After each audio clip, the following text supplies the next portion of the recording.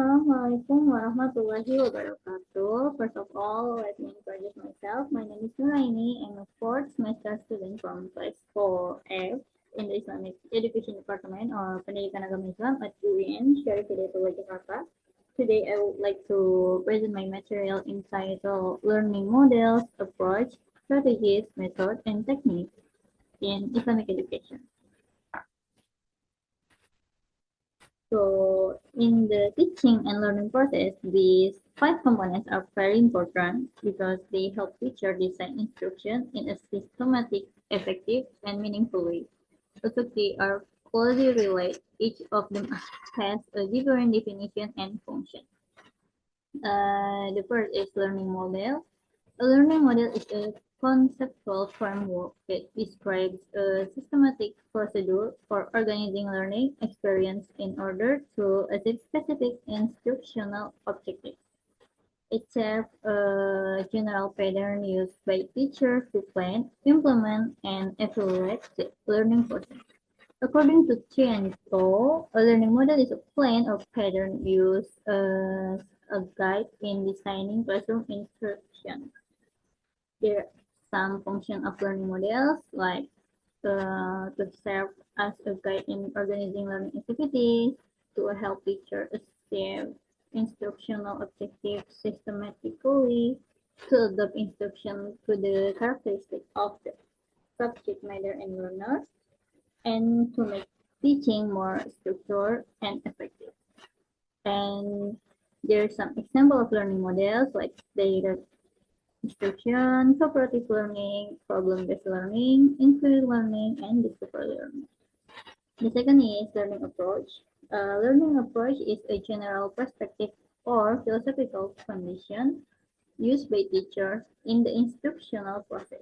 It provides the overall direction for how teaching and learning are conducted. According to Vina Sanjaya, a learning approach is the point of view or starting perspective towards the instructional process. There are types of learning approach. The first is the teacher-centered approach, student-centered approach, contextual teaching and learning, and scientific approach. And there's some function of learning approach. The first is to determine the orientation of instruction, to provide the basis for selecting strategies and methods, and to adapt instruction to students' needs. The third is learning strategy. A learning strategy is a plan set of action designed to achieve instructional objectives effectively and efficiently. It describes the overall pattern of teaching and learning activities. According to Yusuf Hadimiarso, learning strategies refer to the method or way used by individual or groups to achieve learning objectives. These strategies involve steps or tactics that facilitate understanding, retention, and application of the information gained. Example of learning strategies. The first is active learning, second inquiry strategy, the third is collaborative learning, fourth expository strategy, and the five problem-solving strategy. The function of learning strategies is to organize interaction between teachers and students to determine the sequence of learning activities to support the achievement of competition. And the next is learning method. A learning method is the way or technique used in the teaching and helping students learn, involving various approach and strategies to deliver information and to help students understand concept or skill. The example of learning methods is like lecture, discussion, demonstration, question and answer, role play, and case study. The function of learning method is to facilitate delivery of subject matter, to suit the characteristics of learners, and to help students understand the lesson. And the next is learning technique. A learning technique is a practical and specific classroom action carried out by teachers when applying a particular method. Example of learning technique is Islamic icebreakers, the use of picture of videos, short quizzes, think, value, share, and reward and feedback. The function of learning technique is to make learning more engaging, to maintain students' attention, to increase classroom participation. The next is simulation for teaching. I choose Akida Akhlak, honesty or civic to any student. So I choose this topic because honesty is one of the most important moral value in Islam. Children need to learn to tell the truth, keep promise, and act sincerely in their daily lives. The most appropriate learning design for any student for teaching Akidah Akhlak on the topic of honesty or civic to student at the Madrasah Ibtidaiyah level. The most suitable instructional design should match the characteristic of children aged approximately 7 until 12 years. At this age, at this stage, students learn based through concrete examples, stories, imitation, and active participation. Learning model, direct instruction, and role-playing model. This model is highly suitable because students need clear explanation and concrete demonstration of honest behavior in everyday life. Role-playing allows them to practice and internalize the value of honesty. Learning approach, student-centered approach. This approach places students at the center of the learning process. They are encouraged to think, respond, and participate actively rather than only listening to the teacher. Next is learning strategy, is active learning and storytelling. Children are naturally interested in stories and hands-on activities. Storytelling helps them understand moral value, while active learning engages them in discussion and practice.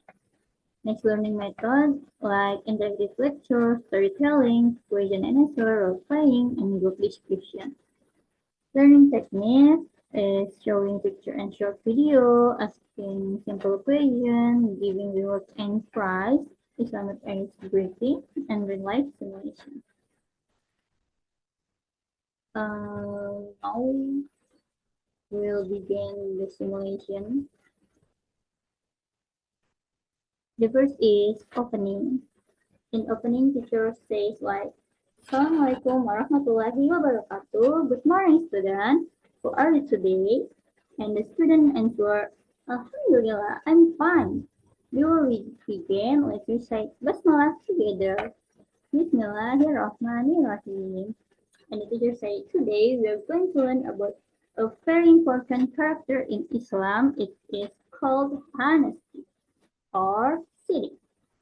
You know what honesty means and allow some students to answer. And the teacher like, excellent. Honesty means telling the truth, not cheating, and admitting our mistakes. Our beloved Prophet Muhammad was known as Al-Amin, which means the trustworthy one. Next is storytelling. In this part, teacher says like, no, I will tell you a short story. One day, Ahmad was taking a test at school. He didn't know the answer to one question. His friends want to show him the answer, but Ahmad said, no, thank you. I want to do my own work honestly. Even though his score was not perfect, his teacher praised him because he was honest. What do we learn from Ahmad? And students were like, we must be honest. And the teacher said, very good. I love honest people. Next part is question and answer. The question can like the teacher asks like what is honesty? Is copying our friend's homework honest? Or what should you do if you break your mother's glass? Does Allah love honest people? And what was the title of Prophet Muhammad? And the expected Student answer, is honest means telling the truth. From is copying your friend's homework is honest? The answer is no, it is not honest. From the question, what should you do if you break your mother class? The answer is we should admit our mistake. Answer for question, with all of honest people? Yes, Allah loves honest people. And the answer for question, what was the title of Prophet Muhammad? The answer is Al-Amin. And teacher like say, excellent, give yourself a big clap. To the next part is role play. Teacher says, now let's do a role play. I need two students. In the situation like Ali, student one is Ali. Ali accidentally breaks a vase at home, and student two asks a mother. So student one or Ali,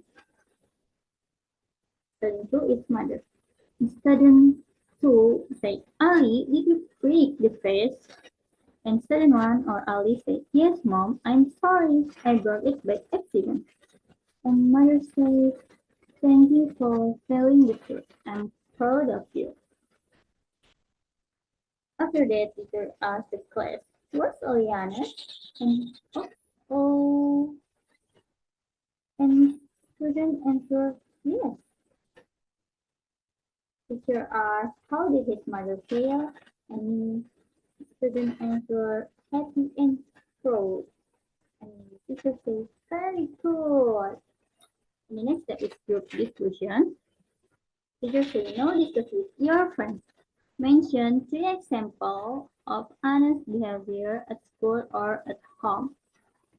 The expected answer is returning borrowed item, admitting mistakes, not cheating during tests, telling parents the truth, and keeping promises.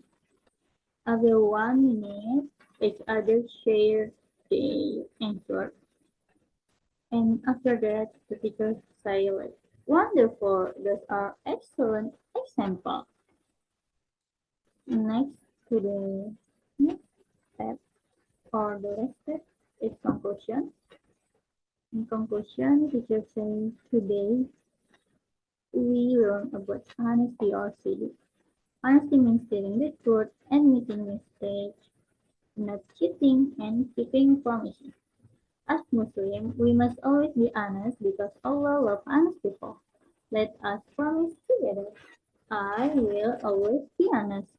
And the student replied, excellent. May Allah help us become honest and trustworthy Muslims. And the last is closing. It's like Alhamdulillahirabbil alamin. Thank you for your attention. Wassalamualaikum warahmatullahi wabarakatuh.